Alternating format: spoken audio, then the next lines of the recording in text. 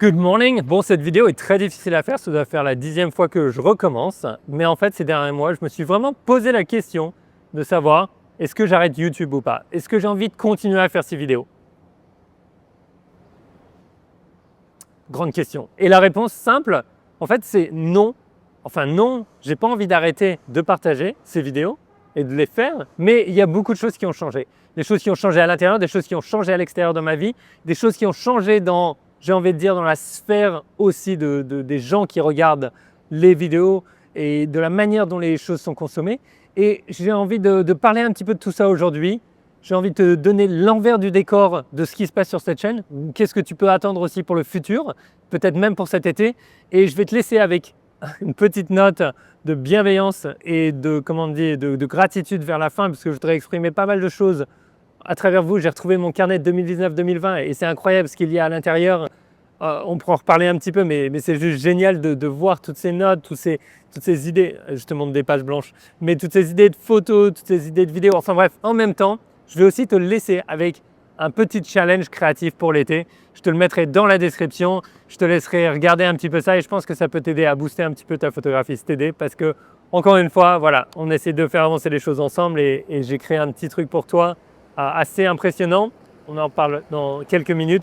Mais premièrement, on va tout de suite à l'essentiel. Où il y a des camions qui arrivent derrière moi. Pourquoi est-ce que j'ai des notes ici? Pourquoi est-ce que je me suis posé cette question? La vérité est simple, il n'y a pas assez de likes et il n'y a pas assez de commentaires. Alors, faites-le tout de suite, maintenant. Non, je rigole. Honnêtement, c'est pas pour ça. C'est simplement que ma vie a changé. Est-ce que tu sais que ça fait depuis 2016 que j'ai commencé à faire des vidéos sur YouTube? J'ai commencé en juillet 2016 à travers un petit challenge de vlog créatif. C'était juste pour me sortir un petit peu d'une start-up dans laquelle j'étais à fond et de retaper un petit peu dans ma créativité que je me suis lancé ce challenge. Et au fur et à mesure, en 2017, j'ai commencé la chaîne photo, fin 2017. Après, en 2018, il y a eu la chaîne en français. Donc là, ça fait littéralement 10 ans que je fais des vidéos sur YouTube. Donc je me suis posé cette question parce que ma vie a changé. Entre l'époque où j'étais en plein voyage autour du monde et c'était génial, l'époque où je vivais downtown dans Chicago et qu'en 2 secondes je pouvais sortir, aller prendre des photos de rue, il y avait un orage, il y avait une tempête de neige, boum boum boum, j'y étais. Et bien maintenant j'ai 2 enfants. Le premier qui est arrivé juste avant l'ère Covid, donc avec ma fille quand elle était là, quand elle était bébé, on était un petit peu en mode cloisonné pendant une petite période. À Chicago, c'était pas très long. Mais voilà, j'avais quand même ce rythme et cette capacité. Et maintenant avec le deuxième, quand je dis capacité, c'était capacité d'aller shooter à l'extérieur rapidement, de revenir et d'avoir quelque chose que j'ai envie de dire d'intéressant pour tout le monde à regarder. Et ensuite, ensuite quand on a bougé de downtown Chicago, du centre-ville, ça a été plus organisé, ça a été plus lors de mes voyages, etc. Et maintenant, l'été dernier, mon deuxième enfant est né avec ma femme, on est super ravis, une petite boule d'énergie, de vie, c'est génial dans sa vie. Si tu as des enfants, tu sais de quoi je parle, mais aussi il y a des contraintes avec, d'accord? C'est littéralement quelque chose qui te suit tout le temps, qui est tout le temps avec toi, qui a tout le temps besoin de ton aide, surtout les premières années.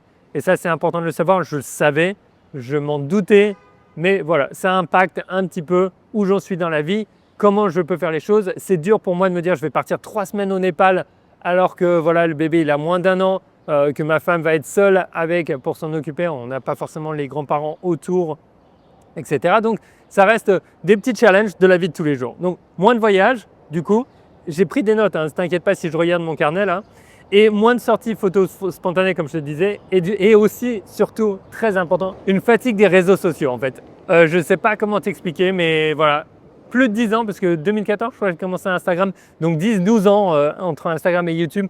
Franchement, ça devient fatigant, toujours cette chasse à l'algorithme, au truc, à la vue, savoir qu'on mette le bon titre, la bonne vignette, etc. Bref, je t'avoue que je sature un petit peu de ce côté-là. Je sais que ça fait partie de mon travail, je m'en plains pas. C'est pas en mode je veux pas le faire, etc. Non, c'est plus bon, ok, j'ai l'impression d'avoir fait un petit peu le tour de ce côté-là et de pas être très excité par, on va dire, la reconnaissance ou de ne pas être très excité par le jeu en fait.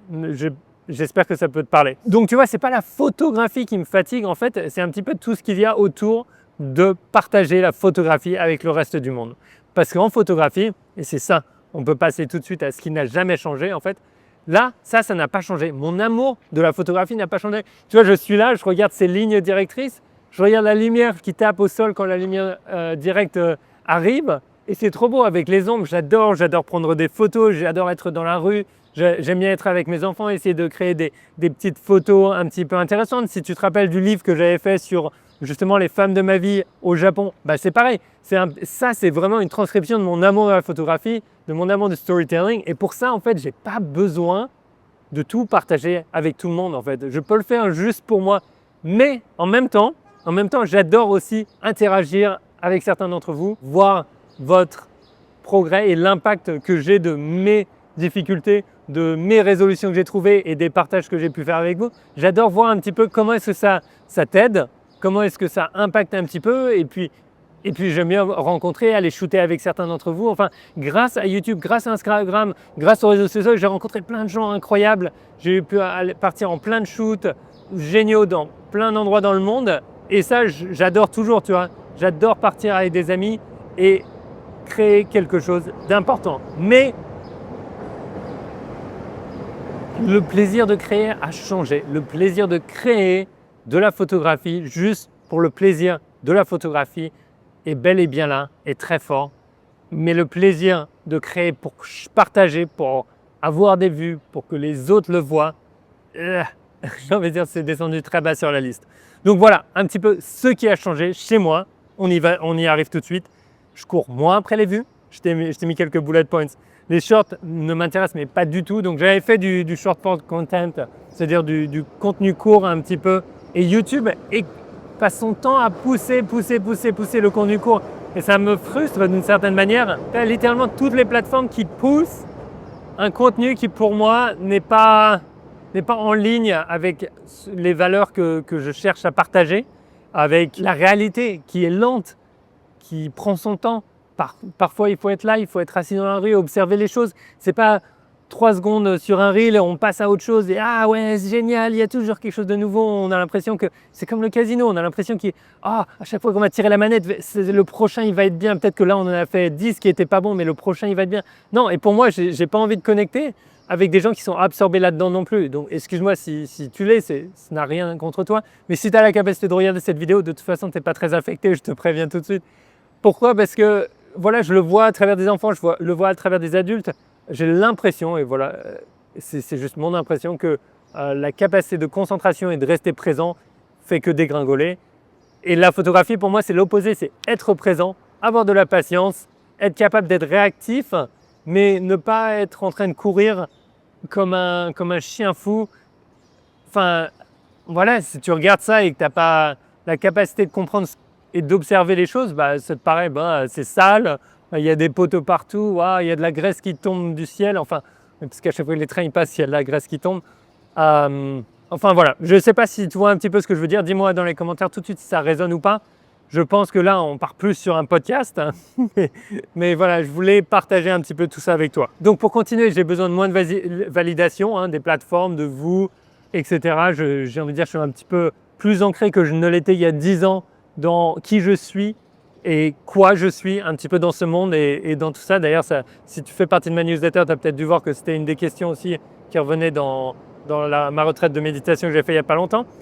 Et j'ai vraiment envie de construire quelque chose de durable, quelque chose qui est là pour toi, qui est là pour moi et qui laisse une marque que j'apprécie dans le temps en fait. Et il y a une analogie que j'aime beaucoup, c'est de vivre la vie un petit peu comme un film ou comme un roman avec différents chapitres. Et pour moi, le chapitre maintenant, en ce moment, c'est la saison un petit peu, on va dire, orientée famille. Et je sais que ça va changer dans le futur. Si vous avez des enfants, vous allez probablement me le dire, si vous avez des enfants qui sont plus vieux ou plus jeunes.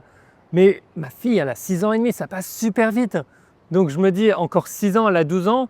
Et le temps que j'aurai avec elle est différent. Le temps que j'ai avec mon plus jeune va être différent aussi. Mais ce n'est pas quelque chose pour toujours. Et je sais très bien que je peux redémarrer une chaîne YouTube dans 10 ans si j'ai envie. Que la photographie, c'est une passion qui reste ancrée en moi et qui le sera toujours. Donc la question, c'est qu'est-ce qui va changer? Ok, on essaie d'y répondre un petit peu ensemble. J'essaie de partager. Donc pour moi, il y a une transition naturelle qui se fait. Il va y avoir l'été qui va être un petit peu plus calme. De toute façon, j'ai remarqué que tout le monde est un peu en vacances. Donc je vais pas forcer, je vais passer du temps avec les enfants.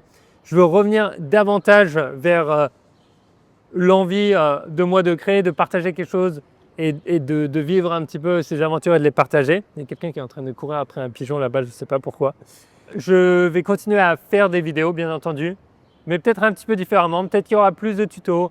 Il va y avoir, je pense qu'il y aura un équilibre entre les tutos, la partie matos et la partie shoot. À savoir sur les shoots sur le terrain, je ne les ai jamais vraiment partagés sur la chaîne en français. Ça a toujours été plus sur la chaîne en anglais. Donc si tu n'es pas abonné aux deux, je t'invite à le faire. Mais j'aimerais y revenir un petit peu et puis essayer de repasser plus de temps un petit peu à partager des trucs de Chicago Downtown parce que c'est une ville que j'adore shooter et c'est génial. Et je voudrais aussi passer plus de temps dans des ateliers en personne avec certains d'entre vous. D'ailleurs, il y en a un qui arrive dans quelques jours là à Paris. Après, il y en aura un à Chicago au milieu de l'été et je vais en organiser un petit peu pour le futur aussi. Mais j'aime beaucoup, c'est des moments de connexion et des moments de partage et des moments de création et d'apprentissage qui sont très forts, qui sont très riches et qui vont au-delà finalement de là où j'ai envie de dire la technologie essaie de nous déconnecter, ça nous reconnecte vraiment. Et en parlant d'être accompagné sur le terrain quand on shoot et d'être inspiré, d'avoir de la créativité et de finalement ne pas se sentir seul avec son appareil, j'ai créé quelque chose pour toi, un coach, un mentor photographique qui est dans ta poche, tout le temps dispo pour toi. Il s'appelle Pierre AI et il a été entraîné littéralement avec ma méthodologie, avec la manière dont j'enseigne la photographie, la manière dont je shoot, la manière dont je critique les photos et tout mon contenu privé et public que j'ai pu créer jusqu'à présent pour t'apporter quelque chose de personnalisé, spécialisé, qui va pouvoir t'aider dans ton évolution de photographe. Et avant que tu me dises « Oh super, j'ai déjà le ChatGPT », non, c'est vraiment différent. Ça fait des mois qu'on le teste. J'ai des centaines de gens qui se sont déjà inscrits à travers la newsletter parce que tout le monde, ils le savaient avant tout le monde. Et honnêtement, les utilisations et la manière dont ils l'ont utilisé est fou. Donc comment les gens l'utilisent jusqu'à présent? Donc pour les critiques photos, pour les aider notamment à choisir des photos, à avoir un feedback, à savoir quoi changer, comment, même dans la partie retouche. Aussi pour créer des séries et essayer de trouver une cohérence à travers beaucoup de photos. Ça peut vraiment aider justement ces outils. Les aider à faire du pas à pas à travers leurs outils de retouche. Et bien entendu, sur le terrain, tu peux prendre littéralement une petite photo d'ici et dire hey Pierre, est-ce que tu peux m'aider justement à qu'est-ce que je peux faire ici? Je cherche à faire des portraits. Comment est-ce que j'orienterai les choses? Franchement, c'est bluffant la manière dont ça marche, à quel point ça marche bien, je trouve. Et j'ai mis en place le mode programme. Si tu fais déjà partie de 30 jours pour des photos pro, la formation, tu as accès à ce mode programme à travers 30 jours pour des photos pro dans l'application. Et il y en a un nouveau qui arrive pour tout le monde qui va te créer un programme d'entraînement personnalisé juste pour toi et en fonction de ton niveau, là où tu es dans ton aventure photographique. Et ça va être génial. Tu vas choisir la durée et la fréquence. Et franchement, c'est peut-être déjà en place. Il y a le petit lien dans la description. Je te laisse découvrir. Tu as quelques jours gratuits pour essayer si ça te plaît ou si ça ne te plaît pas. Mais je pense que c'est vraiment le futur de l'apprentissage. Ce n'est pas d'avoir plus de contenu, mais c'est d'avoir un contenu qui est personnalisé juste pour toi, qui t'aide quand tu en as besoin. Donc voilà, honnêtement, Pierre AI, c'est un des projets qui m'excite le plus dernièrement. Pourquoi? Parce qu'il va t'accompagner de la réflexion jusqu'à la publication sur le terrain. Il va t'aider à pratiquer plus, à te faire plus plaisir en photographie, à shooter plus et à finalement te guider si tu es un petit peu perdu à un moment ou à un autre. Alors non, ça ne remplace pas les interactions en personne, l'inspiration de notre photographe, pas du tout, mais c'est quand même cool de se dire « Waouh, je n'ai pas besoin de dépenser des milliers d'euros pour assister à un workshop ou pour une formation à l'autre bout du monde. Je peux avoir accès peut-être à Pierre et à sa vision créative à travers une application et d'avoir une structure pour progresser, pour pratiquer tous les jours. » Enfin, je trouve ça génial et c'est fou ce qu'on peut faire avec la technologie et j'ai hâte de continuer un petit peu. Donc enfin, on y arrive. Où va la chaîne? Pour moi, la chaîne, donc on va continuer cette chaîne qui est basée sur la confiance. Je vais te faire une vidéo séparée un petit peu pour te parler de tout ce qui est sponsor, de tout ce qui est affiliation et comment est-ce que tu peux savoir si oui ou non, finalement, quand tu regardes une vidéo, le YouTuber, il est payé ou il n'est pas payé, est-ce qu'il est vendu, est-ce qu'il n'est pas vendu? J'aime pas le terme vendu, mais est-ce qu'il est simplement sponsorisé ou pas? Parce que je trouve que c'est quelque chose qui devient presque difficile à voir de nos jours. Donc, je voudrais juste faire une petite vidéo édu là-dessus pour que tu saches comment t'informer un petit peu là-dessus en tant que spectateur et que tu connaisses derrière du décor de tous ces sponsors, etc. Ensuite, des conseils photos, des conseils matos. Je vais essayer de partir un petit peu sur du matos un petit peu plus ancien, pas que le nouveau aussi pour que ça plaise à tout le monde ou plutôt que ça aide ceux qui n'ont pas les derniers budgets, tu vois. Et des vidéos sur le terrain, mais celles-là sont encore en général plus sur la partie en anglais. mais je peux peut-être essayer de la mettre en français. Tu peux me dire ce que tu en penses. Et peut-être quelques discussions sur la philosophie de la photo en elle-même. Par exemple, pourquoi est-ce que la photographie est géniale, en quoi est-ce qu'elle nous aide dans la vie, enfin, ce genre de choses, ou comment voir. Enfin, il y a pas mal de choses que j'ai envie de partager. Voilà, j'ai envie vraiment que pour moi, cette chaîne, elle reste un endroit où tu viennes pour t'inspirer, pour te sentir accepté aussi, c'est important, et que ce soit bienveillant et pas trop sérieux, mais surtout que tu repasses avec quelque chose, au moins un tips, qui te permet d'évoluer un petit peu dans ta photographie et dans ta vie. Et maintenant, on en arrive au plus important, ça va être de te remercier. De te remercier toi, là, celui qui regarde. Coucou, dis-moi dans les commentaires quel est ton prénom si tu veux, ou depuis quand tu regardes, mais de te remercier d'avoir regardé au cours des années, peut-être que c'est la première fois que tu me regardes, et je te remercie d'avoir regardé, enfin bref, je te remercie si tu arrives à suivre mon discours pendant aussi longtemps alors que tu m'as jamais vu avant, mais franchement de te remercier simplement parce que le temps, l'énergie que tu as dépensé pour être avec moi, pour regarder mon contenu, pour peut-être participer à une formation, acheter des outils comme les presets, les LUTs, etc. Ben, franchement, ça m'a énormément aidé en tant que personne dans ma vie personnelle, ça m'a aidé dans ma vie professionnelle, ça m'a aidé dans ma vie familiale de, par exemple, pouvoir soutenir ma famille financièrement. C'est extrêmement important, c'est grâce à vous, c'est grâce à toi. Une partie de ça qui est possible, bien entendu, j'ai des sponsors, il y a d'autres choses, etc. Mais tout ça n'existerait pas s'il n'y avait pas eu cette audience. Bien entendu, je resterai et je continuerai à faire mon travail photographique, comment on appelle ça, professionnel, par exemple les mariages, etc. que je faisais, que j'aimais bien, ou alors tout ce qui est voyage et travailler avec les gens. Mais voilà, je tiens vraiment à le dire, j'adore cet angle éducation, cet angle partage. C'est quelque chose qui me fait vibrer de pouvoir interagir avec vous et de partager des tips et de partager un petit peu cette créativité. Les algorithmes et tout ça, ça me passe mais très loin au-dessus de la tête. Mais c'est une réalité et je le prends comme un job. Cette partie, je le prends comme un job et il faut que je le fasse. Mais voilà, l'essentiel, c'est toi. C'est toi qui regardes, c'est toi qui prends le temps. Et merci du fond du cœur. Donc merci de ma part, je pense merci de ma famille aussi. Sans oublier, merci aussi à tous mes collaborateurs, ceux qui m'ont aidé au fur et à mesure des années, tous mes amis qui m'ont aidé à shooter, Jérémy qui m'a aidé à monter les vidéos pendant des années, Kylian qui m'aide en ce moment à monter des vidéos. Bref, tout ce support que j'ai eu, qui m'a beaucoup apporté, et à travers des gens qui sont venus, qui sont partis, et c'est vraiment important. Et juste pour info, moi je suis une très petite équipe. Il y a moi, j'ai un éditeur qui m'aide de temps en temps et une autre personne qui m'aide pour les emails ou le customer support de temps en temps. Mais sinon, c'est tout. C'est principalement moi, hein, honnêtement. Donc voilà. Et avec, par exemple, Sébastien qui m'aide beaucoup dans la partie communauté, dans le design et le développement de produits aussi, le test, enfin, et toute la belle communauté que j'ai à travers notamment la newsletter et tout ça. Donc merci à tous. Merci, merci, merci, merci encore. Je pense qu'on ne le dit pas assez sur YouTube. On ne le dit pas assez dans nos vidéos. Merci à tous.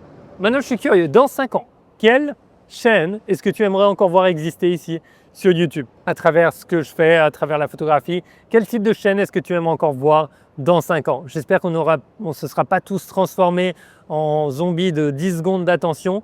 Mais d'ici là, dis-moi un petit peu quelle est ta vision un petit peu pour les choses. Et n'oublie pas, l'été arrive, sors, va prendre des photos. Et c'est quelque chose de nouveau, et c'est quelque chose de différent. Fais-le avec Pierre AI, accompagné sur le terrain. Tu vas voir, ça va être fun. Amuse-toi avec ton appareil. Ciao!